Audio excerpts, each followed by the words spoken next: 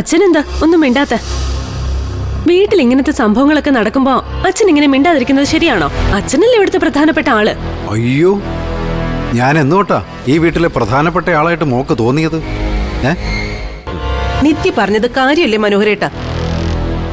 അച്ഛ, ഞങ്ങൾ എന്തെങ്കിലും പറയുമ്പോ അച്ഛ ഞങ്ങളെ പ്രതിയോഗികളെ പോലെ കാണാതെ,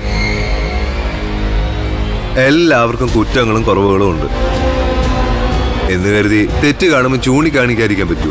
ഇവിടെ ഇപ്പോഴേ ആരുടെ കുറ്റോ ശരത്തുമോനെ ചൂണ്ടിക്കാണിക്കാനുള്ളേ? ഏതോ ഒരു സ്ത്രീ ഗേറ്റിനടുത്ത് വന്നു നിന്നു.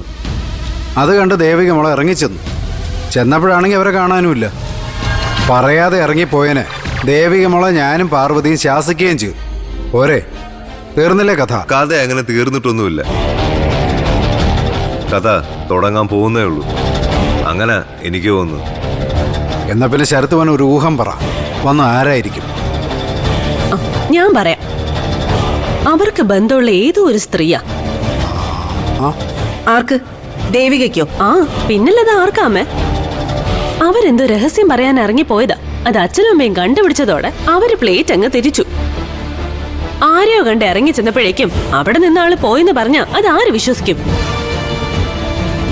അതെ, നിന്ന് എപ്പില് ഭൂമി പിളർന്ന് അന്തർദാനം ചെയ്തങ്ങ് പോവും.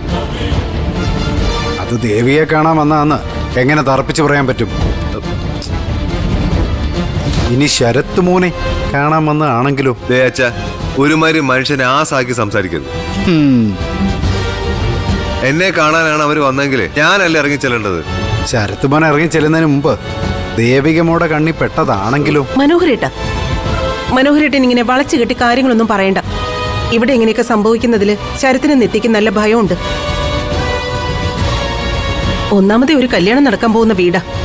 അത് മാത്രമല്ല, ഒന്നാമത് നാട്ടുകാരെല്ലാം നമുക്കെതിരാ. അതിന്റെ ഇടയിൽ നട്ടപ്പാതിരയ്ക്ക് വീടിന്റെ മുമ്പിൽ ഒരു സ്ത്രീ വന്ന് നിൽക്കുക. അവരോട് സംസാരിക്കാൻ ദേവിക ഇറങ്ങിപ്പോവാ എന്നൊക്കെ പറഞ്ഞ എന്റെ പാർവതി, വല്ല അലഞ്ഞു തിരിഞ്ഞ് നടക്കുന്ന വല്ല ഭ്രാന്തിത്തള്ളയായിരിക്കും അത്. അതെല്ലാം കൂടെ നമ്മൾ ചിന്തിച്ച് തല പുണ്ണാക്കുകയും അത് ദേവികമ്മയുടെ തലയെ വെച്ചു കൊടുക്കുകയൊന്നും വേണ്ട. ഞാൻ പറയാനുള്ളതൊക്കെ പറഞ്ഞു. മുത്തശ്ശി പറഞ്ഞതേ എനിക്കും പറയാനുള്ളൂ.